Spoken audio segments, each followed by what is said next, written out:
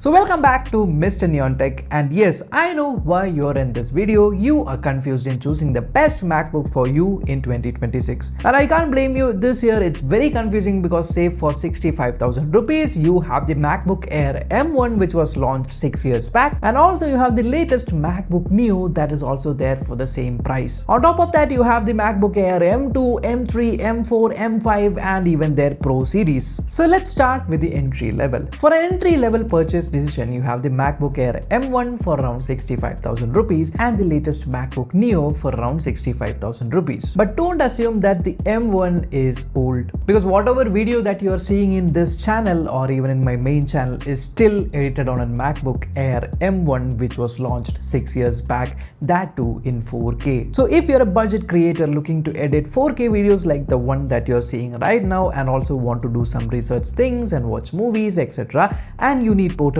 and good battery life, then definitely you can still buy the MacBook Air M1 in 2026. But if you're still not convinced and you are planning to buy the MacBook Neo, just think of this: the MacBook Air M1 still has 2 Thunderbolt ports which are USB 4, so you can plug in an SSD and also charge your Mac simultaneously. Just think of the MacBook Neo like a bigger iPhone, because yes, it runs with the Apple's A18 Pro chipset, which is still capable but not as capable as the M1. I understand the MacBook Neo screen is more brighter, it has 500 nits compared to MacBook Air M1's 400 nits, but I would say if you are looking for a casual laptop for say ebook reading or just note taking or maybe watching Netflix and doing some Excels and spreadsheets etc., you can definitely go with the MacBook Neo. But if you are into the creative process, skip the Neo. But I still understand that we need to agree on the fact that the MacBook Air M1 is still 6 years old. So if you stretch your budget a little bit, then you might get the MacBook Air M3 or the MacBook Air M4. Now this is where people get stuck again, like should I choose the MacBook Air M4 or should I go with the cheaper MacBook Air M3? In simple words, I would say if the difference between the prices of the MacBook Air M3 and MacBook Air M4 is less than 15,000 rupees,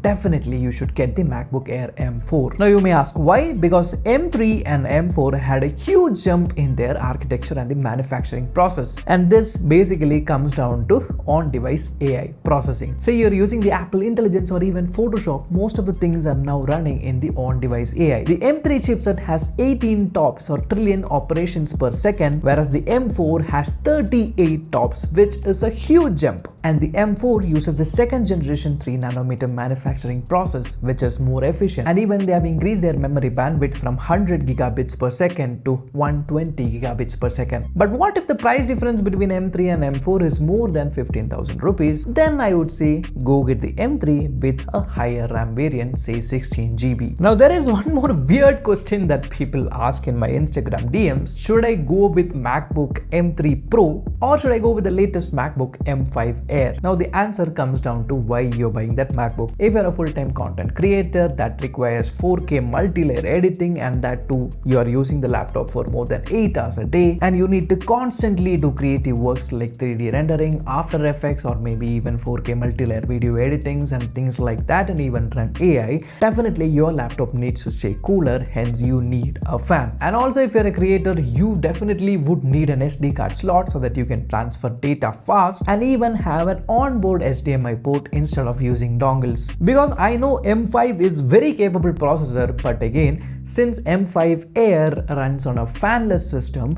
it will throttle when it reaches higher heats compared to M3 or M4 Pro having sustained performance because of the active cooling. And a pro feature which you can't miss is definitely the brighter display and 120Hz refresh rate. Now the final advice that I would like to give, or the mistake that I made while buying my first MacBook, is choosing the right RAM. Unlike Windows laptops which has dedicated memory for your GPU and for your CPU, MacBook doesn't have that. MacBooks call their RAM unified memory, which means say you have 8 GB of RAM, then that 8 GB is shared between your GPU and CPU. So once you hit that 8 GB limit, which easily hits when you open say Final Cut Pro and Photoshop, it will use the NVMe on-device memory as a swappable RAM, and that is not fast. So yes, you have to in 2020 2026 get a minimum of 16 GB RAM because even the on-device AI needs RAM. And in MacBooks, you can't upgrade RAMs later. And on top of that, don't do the stupid mistake of buying the 256 GB version because the macOS itself takes 20 to 25 GB, and right now since we have the Apple Intelligence which downloads its models inside the laptop, that also gobbles up around 11 GB, which means you barely would have space left to install your apps or even copy any content. So the bare minimum is to go for a 16 GB RAM and 512 GB storage and later expand the storage via an SSD. So to summarize, MacBook Neo is only for casual users